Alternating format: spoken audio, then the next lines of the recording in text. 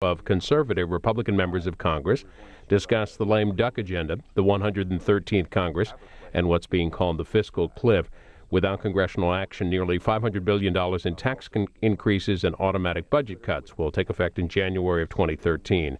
This discussion will feature Representative Tim Huelskamp of Kansas, Louisiana Congressman Jeff Landry, and Representative Paul Labrador of Idaho. Just getting underway, live here on C-SPAN 2.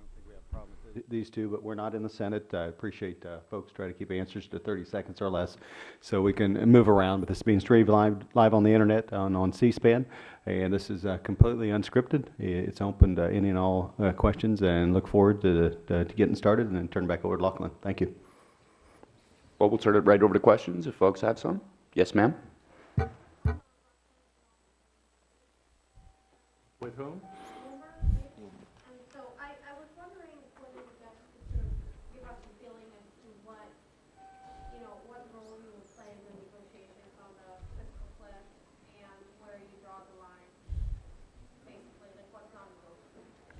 Well, I think during the election and for many years, the Republicans have been pretty clear. We think we have a spending and not a revenue problem in Washington, D.C. And I guess the president has proposed, again, his same failed proposal that has failed to receive any votes in the House and the Senate. That's certainly not a serious starting proposal.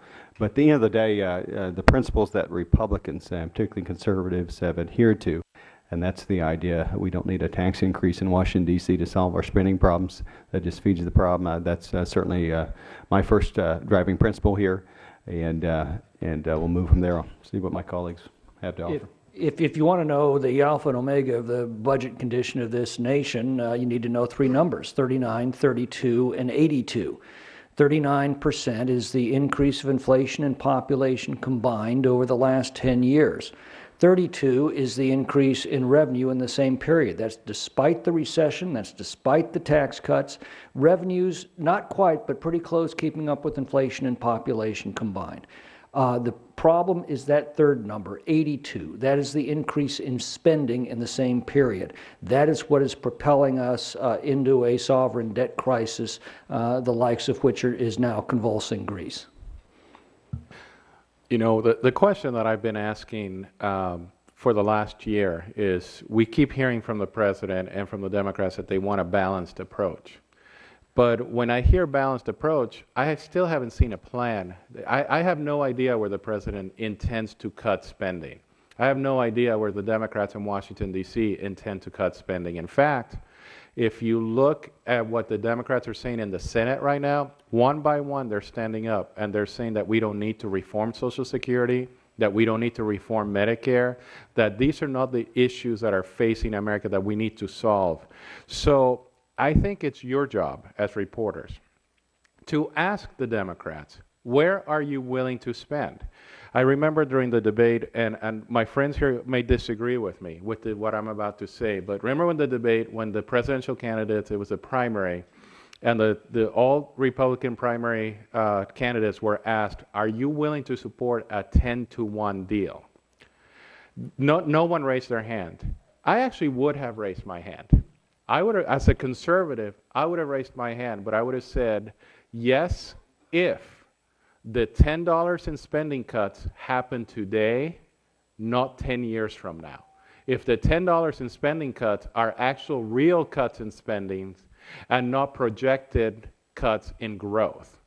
And if we would have answered that question that way, we would have been able to show the American people that the Democrats are playing a canard on the American people. They're not willing to cut any spending at all. And I think we need to start shifting our discussion about that. You know, the media did a great job of asking Romney where his plan was. I didn't see a lot of media people asking the president where his plan was. I want to know where the president and the Democrats are willing to cut. If the president came to me with a 10-to-1 deal where he's going to cut $10 in spending today for me to raise $1 in taxes, I would probably consider that deal. But you know what? That deal's never going to come because they don't want to cut a single dime in government spending.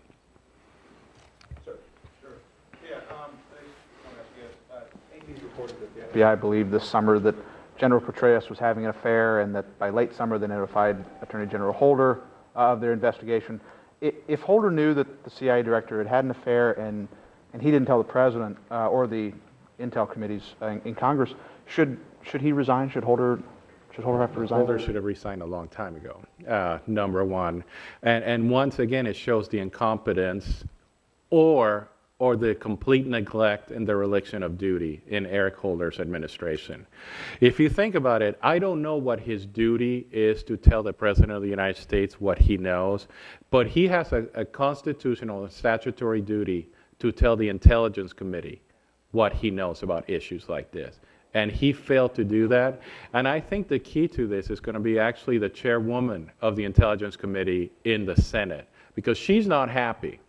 And, you know, I know the media has done a good job of ignoring every question we have asked about Eric Holder, but I think when she starts asking questions, I think we're going to get to the bottom of what's happening over here. And I'm actually expecting her and relying on her to do her job, her oversight job in the Senate, just like we will do here in the House.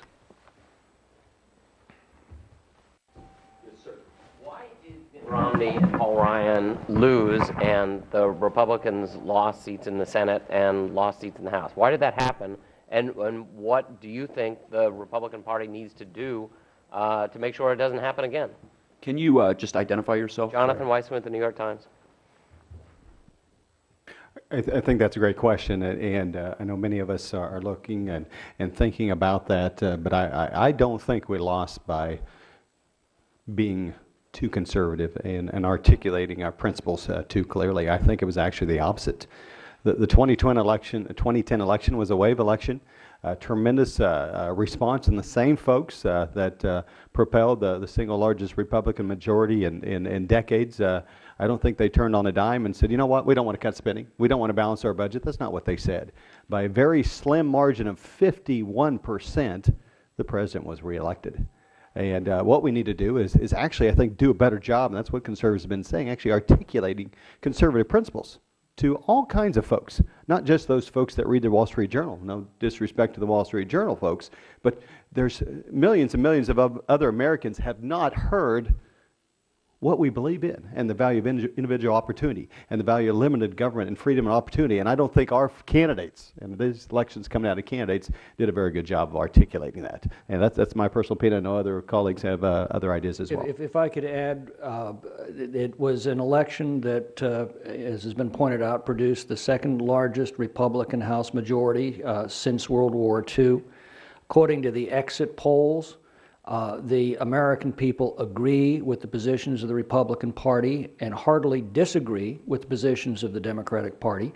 We saw a poll published today noting that Obamacare is now less popular than at any time since the polling began.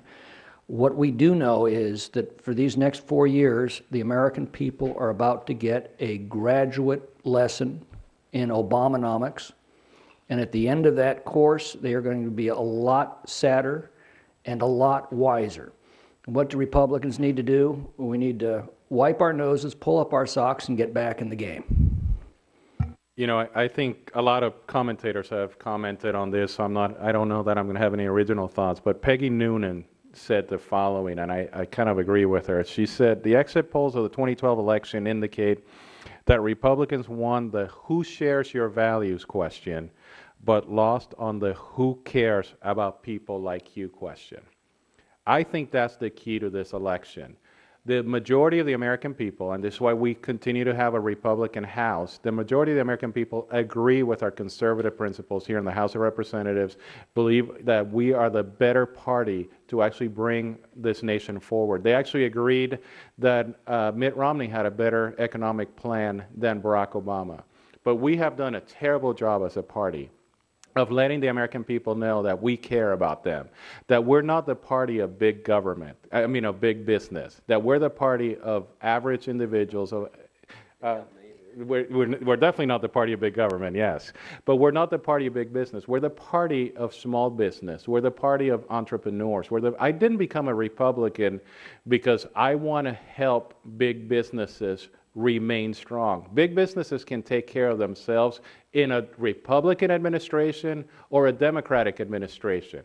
It's the average American people that have a hard time under a Democratic administration. It's Hispanics, African Americans, women who have been losing jobs, who have been losing houses, and we have done a terrible job of selling that message. So we need to get back to the basics of why we are Republicans and let the American people know that we care about them, we welcome them in our party, and we want them to help us build this nation a little bit more strongly.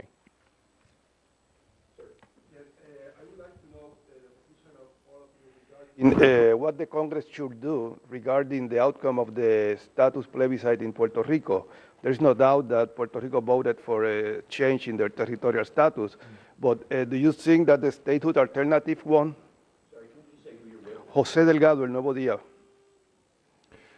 You know, it's something that we're going to have to look at really closely. As you know, Jose, I was born and raised in Puerto Rico, so it's something that's dear to my heart. I've been for statehood of Puerto Rico. The question is, I don't really understand the results in Puerto Rico. The statehood issue won, but the statehood party lost. So I'm trying to understand really the results in Puerto Rico. I think I'm going to have to study that a little bit more closely to really understand what exactly happened, because I don't see how the Jose Fortuño, who's a good friend of mine, who I thought was a terrific governor, was able to lose when the status question actually won. So those are things that we're going to have to study here in Congress.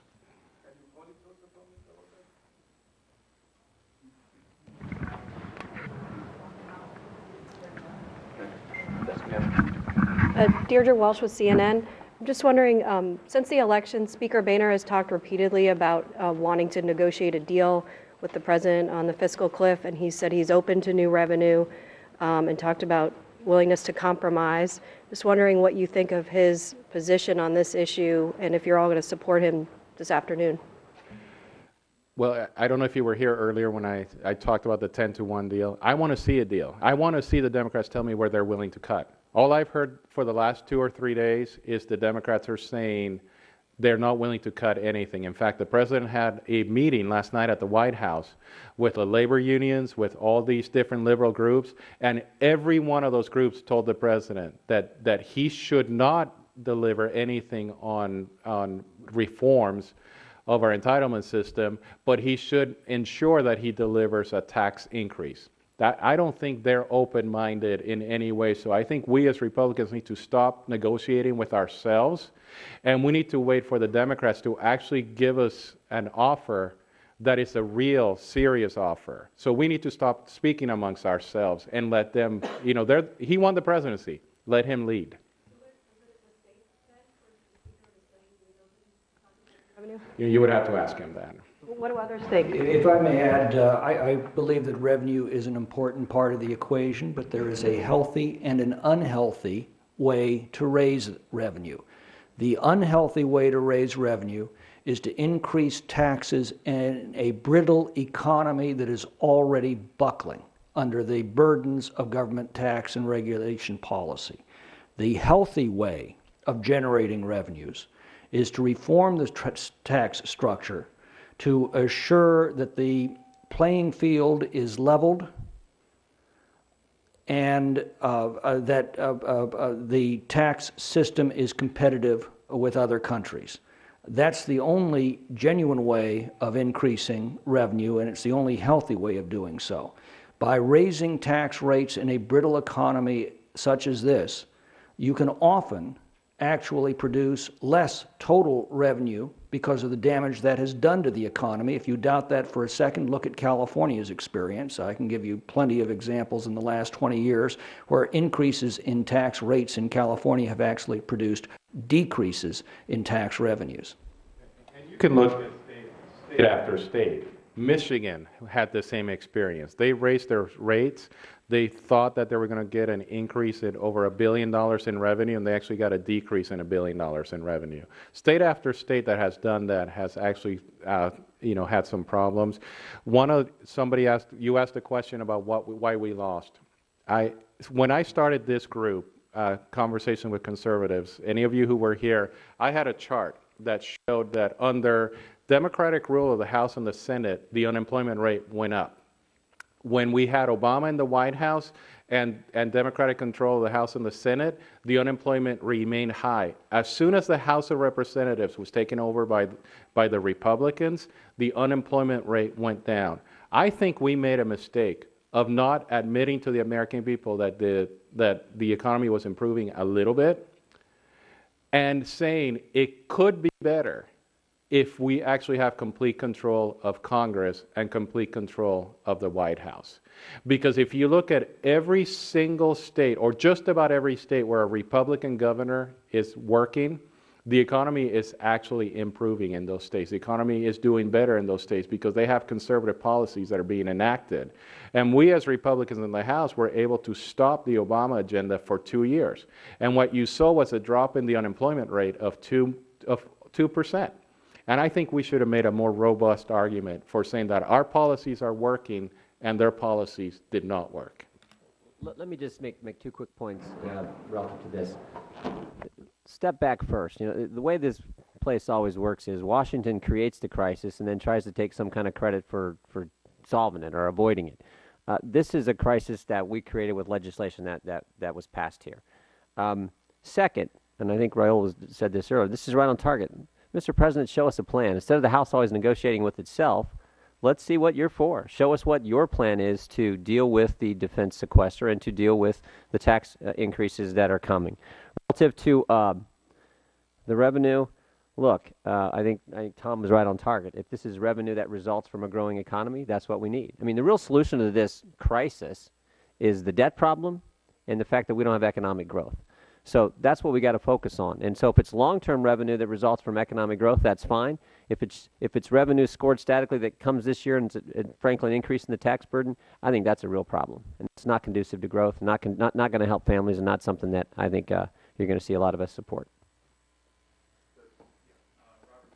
Continuing on the subject of revenues, and with the stipulation, Congressman Labrador, that you suggested that we talk to Democrats about the spending side of it. Tomorrow when I talk to Democrats, I'll do exactly that, and since I'm here with Republicans. President Obama was elected, as you'd referenced, Congressman, mentioning frequently that he wanted a balanced approach, that he wanted the wealthy to pay their fair share. He won by an electoral margin of well in excess of 100. Do you gentlemen not interpret that as a mandate for the president to discuss revenue increases? Do you believe he won in spite of that rather than because of it? Congressman Scamp, I appreciate the question again. You might have asked earlier, I don't consider a 51% margin victory much of a mandate. Yeah, it is not a mandate. Actually, the mandate in the exit poll showed 66% of the American people that voted said, we don't want to raise taxes to reduce our deficit. 66%, that's the mandate. This president had 2 years in which to raise taxes on everybody he wanted to. He had a majority, he had Nancy Pelosi and Harry Reid to do that. It's kind of interesting. He didn't do it. And he has trotted out the same old thing again, I guess today, another proposal that's failed that even the Senate Democrats wouldn't support.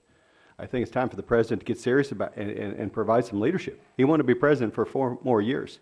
He's presided over the worst economic recovery since the Great Depression, massive exploding deficits. We got a fiscal cliff. Even worse, we got a debt ceiling coming very quickly.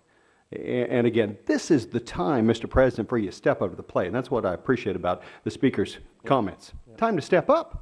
Where you been? Welcome to 4 years of failed economic policies. And so we'll look forward to see what he's going to present, anything different than he has for the last 2 years. And if I could just add, every one of us on this dais wouldn't be here if we did not have a clear mandate from our constituents to reduce the tax and regulatory burdens that are crushing the life out of the American economy. And that's what I was going to say. I believe, to answer your question specifically, the way you asked it, he has a mandate to talk about it, and we have a mandate to fight it. and I think that's what the American people elected us to do. So, and we will continue to fight it. And we will continue to fight any member of our conference that decides that this is a good time to raise taxes. But if we can talk about revenues, ways to actually get the economy growing, ways to get the GDP higher, we can do all those things, and we can do that through tax reform, regulatory reform, and a lot of other things that I think all of us campaigned on. Yes, sir. Continuing Hauser from Roll Call. I wanted to ask about the GOP conference race that you guys are going to be voting on later today. It's been put to the conference that Tom Price would be the more conservative candidate, that he would better represent y'all's values. Is that how you see it, and are you supporting him against Kathleen Morris-Rogers? I'm supporting Tom Price. I have not said publicly who I'm supporting. I like them both, and I will keep my vote secret. I'm supporting Tom Price. I'm going to follow the lead of Mr. Labrador. Explain a little bit behind your thinking, why you are supporting him. I mean, look, Tom Price was the RSC chairman before I got the privilege of chairing the same group, and worked closely with Tom. He's a friend. I like Kathy. She's a wonderful lady and a good member of our conference. I just think Tom would do the job better, and that's why I'm supporting him.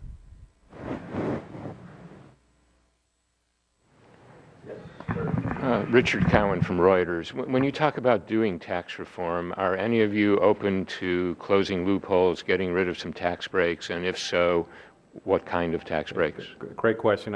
Obviously, we didn't explain it well enough. Absolutely. And that's the irony of this debate, is I always use this example. I think it's fundamentally unfair that you have a company like GE, and I'm not picking on GE, but you have a company like GE getting away with making billions in profits and not paying any taxes. The irony of this entire debate is that if we do tax reform, the wealthy will actually pay more. But they're not paying more because we're raising their rates. They're paying more because there's some of those sacred loopholes that they've had, that they've hired lobbyists and accountants and lawyers to come to Washington, D.C. to get. We're gonna get rid of those loopholes. And hopefully then we can actually lower the rates on the American people. So I think every conservative is okay with closing loopholes. What we want to make sure is that we don't have any marginal rates going up and that the overall tax burden remains the same. Well, and one of the things I've been doing for months out and about our district, every group I get the opportunity to speak to, I ask them a question. I said, how many of you think we need a new tax code? And every single hand in the room will go up, and it's not just small business owners, it's teachers and nurses. I mean, it's everyone, because everyone fundamentally understands any tax code that permits on the personal side, any tax code that permits almost half the population not to participate in the main tax is broken. And then any tax code on the corporate side, which says to American companies, you're going to pay the highest rate in the world while you're trying to compete, is stupid. So if it's broken and stupid, you might want to start over. And people get that concept. So certainly we need reform. I mean, the speaker's been clear on this. We've put forward plans. Paul Ryan's put forward plans in the budget that we all adopted. So certainly we need to get to that simplified model, but you need to do it in a way that does not increase the overall burden on job creators and on families, because we want our economy to grow. It seems both sides are talking about a two-step process, something to avert the fiscal cliff, what the speakers called a down payment or a bridge, and then a bigger agreement next year. Could you guys accept new revenue in that first part, immediate revenue, because you guys are talking about revenue as a part of tax reform that would not happen for a year under, what everybody is talking about. Could you accept upfront new revenue? Without any cuts? Well, as part of a deal that there would be both cuts and revenue, but it would be that first. Well, I'm not even sure I would agree to revenues in the second step, so I'm sure I'm not going to agree to revenues in the first step. But you need to remember, as far as I recall, not a single one of the people here voted for the debt limit increase or voted for the sequester, voted for any of those things. I actually warned the conference that the sequester would lead to higher taxes because we were being painted into a corner where the cuts were coming from the military and from payments to providers. Those are two constituencies that tend to be more Republican than Democrat. I thought it was a mistake for us to do it then, and now I'm not going to increase taxes on the American people so we can get out of a deal that I didn't even vote for.